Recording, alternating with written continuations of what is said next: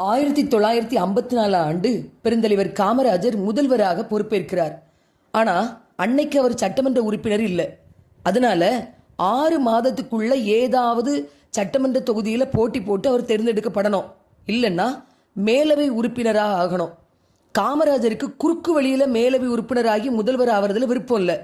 மக்கள் மூலமா தேர்ந்தெடுக்கப்பட்டு முதல்வராக இருக்கணும் அப்படின்னு விரும்புறாரு. அப்போ குடியாத்தம் சட்டமன்ற உறுப்பினராக இருந்த திரு அருணாச்சலம் அவர்கள் காமராஜருக்காக பதவி விலக முன் வருகிறார். இடைத்தேர்தல் வருது. அவருக்கு தொடர்பே இல்லாத குடியாத்தம் தொகுதியில் கர்ம வீரர் போட்டியிடுகிறார். அவருக்கு எதிராக கம்யூனிஸ்ட் கோதண்டாராமன் போட்டியிடுறாங்க. 2 பேருக்கும் இடையில கடுமையான போட்டி. அப்போ அந்த தொகுதி மக்கள் மேம்பாலம் கட்டணும் அப்படின்னு சொல்லி காமராஜர்கிட்ட ஒரு கோரிக்கை வைக்க முன் வராங்க. காமராஜர் அப்போ முதல்வர். சரி அப்படின்னு ஒரு வார்த்தை சொல்லியிருந்தா அந்த மக்களுடைய ஓட்டெல்லாம் வாங்கி மிகப்பெரிய வெற்றி பெறலாம். ஆனால் கர்ம வீரர் அப்படி செய்யலை. அப்படியெல்லாம் செய்ய முடியாது அப்படின்னு சொல்லி மறுத்துடுறாரு.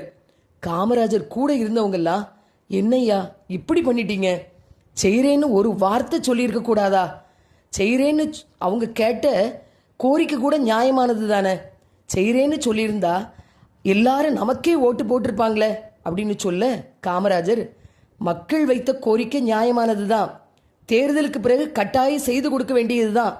ஆனால் அதை சொல்லி நான் ஓட்டு கேட்கக்கூடாது. நான் அதை சொல்லி வாக்கு கேட்டால் எதிர்கட்சி வேட்பாளர் என்ன சொல்லி வாக்கு கேட்பாரு? அவர்கிட்ட அதிகாரம் இல்லை.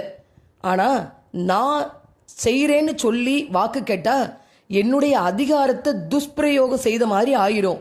இது எப்படி ஜனநாயகம் என்று சொல்லி மறுத்துடுறாரு.